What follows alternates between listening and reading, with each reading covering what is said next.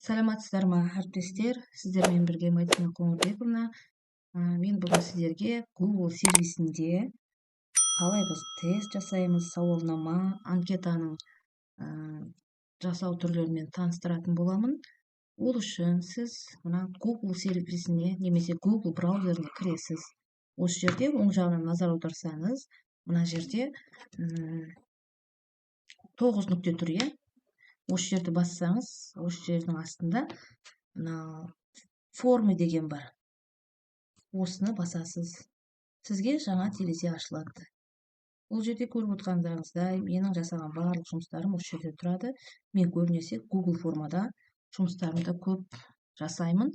Яғни Google формамен жұмыс жасау үшін сіз мына пустой файл дегенді басасыз. Мінекей сізге жаңа терезе ашылды. Осы терезеде қалай біз ары қарай жұмыс жасаймыз?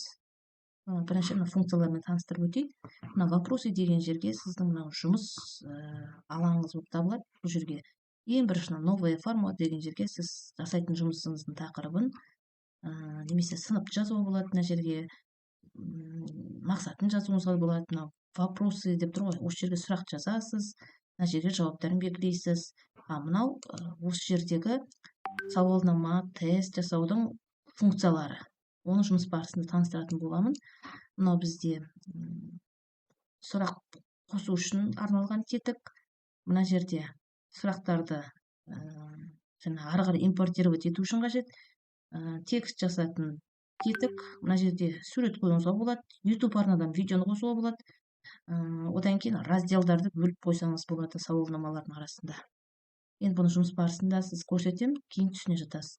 Енді ответы деген жер тұр ғой. Бұл жерде сіз сауалнамалар жібересіз, немесе тест жібересіз. Сол кезде балалардың немесе әріптестеріңіздің жазған жауаптарын барлығы осы жерге келіп тұрады. Қазір мен сіздерге көрсетейін. Бағана мен сіздерге бір сауалнама бердім, осыны. Мен дайындадым арнайы осы жерде. Сол сіздерге сілтеме арқылы жібердім. Сіздер мысалға осы сұрақтарға жауап бердіңіздер барлығына. Маған жауаптар келіп жатыр. Көрдіңіздер, ответы деп тұр ғой. Мына жерде деп тұрған ответ. Мен осыны көремін. Қазір 88 адамнан маған жауап келіп тұр. Бұлай ашқан кезде маған барлық көрінеді. Мысалы, қатысушының аты-жөні, одан кейін мына телефон номері, қай өңірден қатысушылар, иә. Лауазым немесе қай пәннің мұғалімісіз дейді. Ең көп мына жерде міне бастауыш пәннің мұғалімдері көп екен курсқа қатысушылардан. Негізі басқа пәннің мұғалімдері де бар екен. Одан кейін мына жерде мұғалімдердің өздерінің жазғаны, осылай өзі анализ жасауға болады.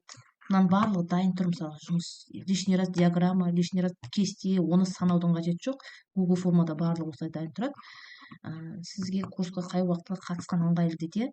Байқасаңыздар, мен бір анандай не жібердім ғой. Төртбұрышты белгілейтін, иә. Соны жібердім, мынау сары көп екен. Яғни ол мына кешке қарай ыңғайлы екен курсқа қатысқан. Соның жауаптары шығып тұр. Міне сіздердің отырыстарыңыз. Осындай жұмыстардың нәтижесін осы жерден көре аласыздар. Енді тағы мына жерде не тұр? Настройки. Настройкаға барған кезде, мысалы, сауалнама анонимді болуы мүмкін, сауалнама ашық сұрақтармен болуы мүмкін. Соны настройкасын жасайсыз. Тест жасасаңыз, оған әрбір дұрыс жауапқа балл беруіңіз мүмкін. Дұрыс жауаптар белгілеп қоюыңыз мүмкін. Немесе анкета жасаған кезде жұмыстарыңызды анонимді жасап қоюыңызға да болады. Сол үшін осы настройкаларды жасайсыз. Бұның да тоже жұмыс барысында мен сізге көрсетіп таныстыратын боламын. Мына жерде көрсетемін, ответы деген жер тұр ғой.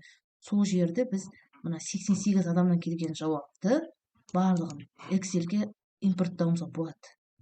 Осыны басып жібереміз. Сосын создать деген бассақ, бұл біздің компьютерімізге жүктеледі. Мінекей сонда сіздің дайын жұмысыңыздың хаттамасы ретінде қарауға да болады бұған. Солай мен жасаймын жұмыстарымды. Ыңғайлы болады, уақыты барлығы көрініп тұрады. Енді осындай жұмысты біз қалай жасаймыз? Сол жөнінде көрсететін боламын. Мінекей, сол настройканы жасаймыз. Одан кейін біз ең алғашқы жұмысымызды мынау настроить тему деп тұр ғой, содан бастауымыз керек. Бәрін настроить етіп аламыз, содан кейін уже сұрақтарға кірісеміз. Настроить тему дегенге барамыз. Бұл жерде барлығын ретретмен айтайын, верхний колон титул деп тұр ғой, ол мына жер. Осы жерге тақырып жазасыз. Мынандай жұмысты қалай жасаймыз, мен соны көрсетейін. Мынау енді менде дайын тұрған жұмыс. Бағана өзім қолмен печать етіп жаздым ғой, бұның бәрін мен қайта тықылдап жаза бермей копировать ставить деген функцияны пайдаланамын. Қойдым. Енді мына описание деген жерге бұл сыныппен алатын болсаңыз сыныптарды жазуыңызға болады, немесе әріптестеріңіз болса мақсатын жазуға болады осы жұмыстың да. Мен мына жердегі нені алайын, міне мынаны копировать етіп мында қосамын. Мінекей. Енді бұл верхний колон титул деп аталады бұл жер. Бұның біз жаңағы шрифтін өзгертейік. Ол үшін мына жерге барам. Міне осыған барып, осыны басам. Көрдіңіз бе, ауысты.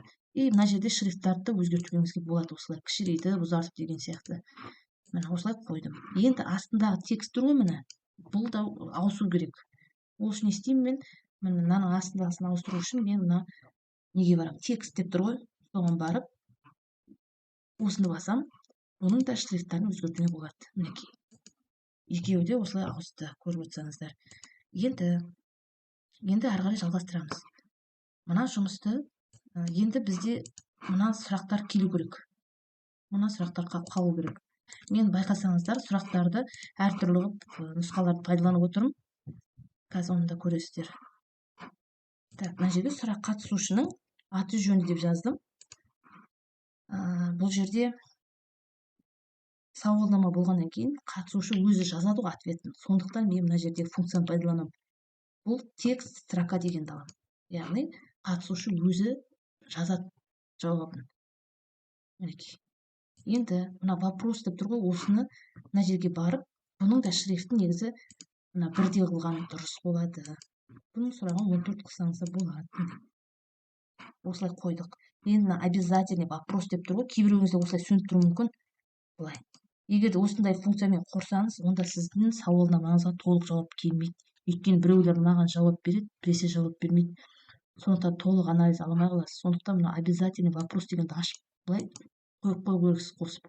Сонда мына сұраққа жауап бермесе, ол екінші сұраққа өте алмайды. Және бұл сауалнаманы соңында жаңағы закрыть деп жаба алмайды да. Сол үшін осылай қосып қойыңыз әдейі. Енді мына функцияға көшеміз, добавить вопрос. Осыны басып жібереміз. Енді бізге екінші сұрақ қойымыз керек. Ол үшін не істеймін? Мына жердегі екінші сұрақтарыңызды сіздер теріп жазасыздар. Мүмкін сауалнама, мүмкін оқушылардан алынған анонимный болуы мүмкін да. Егер анонимно жүргізетін болсаңыз, онда сіз мына аты жөнін кім деген сұрақтарды қоймайсыз ғой. Ешкім аты жөнін жазбайды. Тек қана жауап бере салады аноним. Сіз білмейсіз кімнен жауап келген. Мен сіздермен ашық түрде сұрақ қойып отырмын ғой. Кім қатысып жатыр, кім менімен байланыста жаңа курсыма қызығушы танып жатыр, соны білу үшін мен сіздің аты жөніңізді сұрап тұрмын. Сол үшін енді WhatsApp номеріңізді қалдырыңыз. Бұл жерде де то же самое. Текст строка дегенді қалдырамыз, өйткені адамдар өздері жауап беру керек. Сол үшін осылай қойдым. Мына обязательный вопросқа қосып отырмын. Үшінші сұрақ менде не болды? Қай өңірден боласыз дептіге. Қай өңірден боласыз? Осы сұрақты қоям. Тағы да мына жерде текст строка, өйткені адамдар өздерінің жауабын жазады. Тағы да төртінші сұрақ менде не болды? Лауазымыңыз немесе қай пәннің мұғалімісіз дейді. Төртінші сұрақты қойдым. Бұл жерде де мына текст строканы басам. Бесінші сұрақ бізде не болды? Өзіңіздің сабаққа қатысты ма? Жарайды, бұны жазбай қойсақ, алмай қойық, өйткені барлығы бірдей өкет. Мына жерде қараңыз, өзгешеліктеу кішкене. Мынандай белгілер қойдым, Бұны былай істейміз.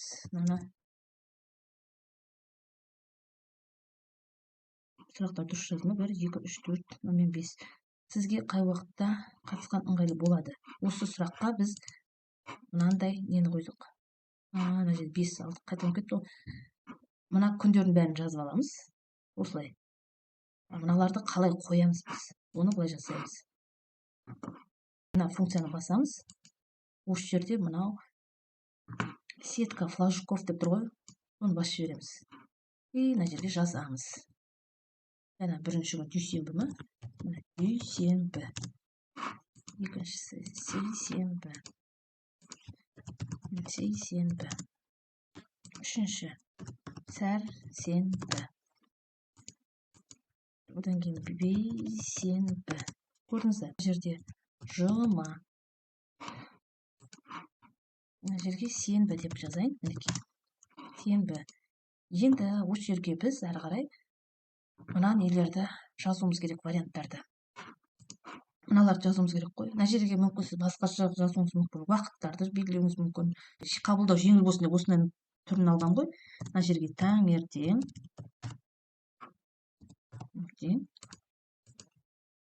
түсте,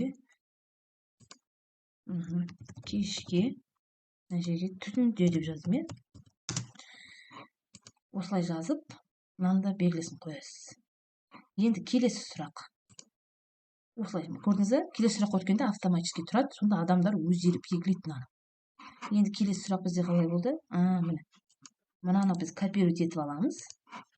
Бұл біздің ең соңғы неміз болды, нұсқамыз. Осыны копировать еткенде кейбір адамдарда мына байқамайды, жаңа жауап бердім дейді да қоя салады ғой. Отправить деген белгі тұрады, оны баспайды көбісі. Сондықтан отправить дегенді мен мына жерде байқасаңыздар былай. Осыны осылай жасап, мына жирный қылып қойдым. Бұны курсив қойып қойсаңыздар болады. Астын еще сызып белгілеп бүйтіп қойсаңыздар да болады. Сондықтан бұны өз қалауларыңызбен, еріктеріңізбен жасайсыздар. Осыны белгілейсіздер осылай. Көрдіңіздер ма? Енді мынаның астына бізге вариант қоймаймыз ғой біз бұған. Бұны да тоже текст строка дегендермен қалдыра салсаңыздар болады. Сосын настройкаға барамыз енді. Енді қараңыз, мынаның барлығын. Ең соңында мына сұраққа келесіз ғой. Сіз менің сауалнамама жауап бергеніңізді байқадыңыз, жауабыңыз қабылданды деп шықты, иә. Оны мен қайдан настройка жасадым? Настройкаға барамыз. Бұның астында қазір ашамыз, мына жерлерде не тұғын? Ответы деген жер бар еді ғой. Ответы деген жерде. Мына ответ тест подтверждение деп тұр ғой. Осыны изменить деп, бұны ответ записан емес, жауабыңыз қабылданды деп өзгертсеңіз болады. Адамдар сонда түсінеді ғой, менің жауабым барды, жаңағы толық жауап бердім деген сияқты адамдар не болады? Сезім пайда болады. Енді барлық сұрақтарды бітірдік жасап. Енді бір кішкене өңдеу жүрейік. Мыналарды қайдан алып келеміз? Енді бұны былай жасайық. Верхний колон титул деп тұр ғой, мына жер ғой ол. Осы жерде выбрать изображение деп тұр. Осыған барамыз. Мына жерде өзінің автомат түрде осындай нелері бар, мүмкіндіктері бар. Суреттері, жаңағыдай әртүрлі жұмысқа байланысты. Осы жерден таңдасаңыздар да болады. Мынаны алдым. Вставка дегенді басам. Көрдіңіз бе? Осындай сурет пайда болды бізде. Уже басқаша сауалнамаңыз әдемірек көрінеді. Енді бұны да мына жерде цвет деп тұр ғой, осының бәрін жан-жағыңызда мына тұрған вставкалардың барлығында бүйтіп өзгертсеңіз болады.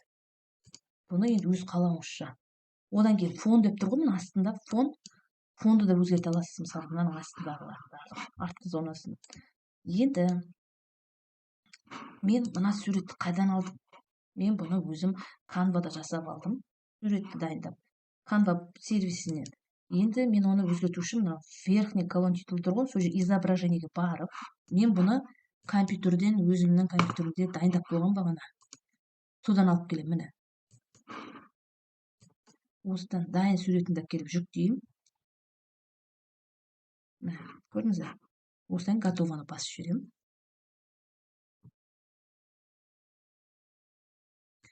Мінекей, біздің жұмысымыз дайын болды, келді. Енді бұл жерде мынау фондағы суреттерін реттеу керек. Өзіне үйресетін, мысалға, мына суретті алдым. Мына сары менен мына жазу сәйкес келеді ғой деп.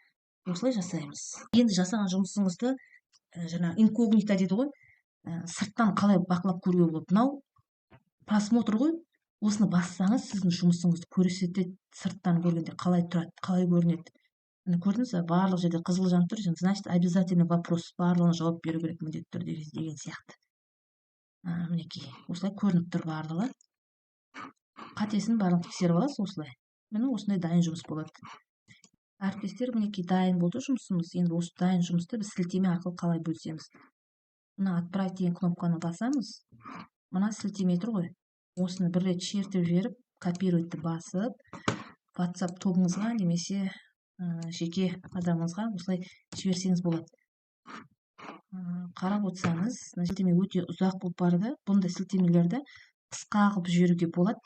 Ол үшін мына Google-ға жазасыздар ғой, Яндекске короткая ссылка деп. Сол кезде мына ашылады сізге осы сайт. Осы жерге кликерге барып жаңағы сілтемеңізді қоясыз, сосын кликті басып жүресіз. Міне сізге қысқа ғана осындай сілтеме шығады.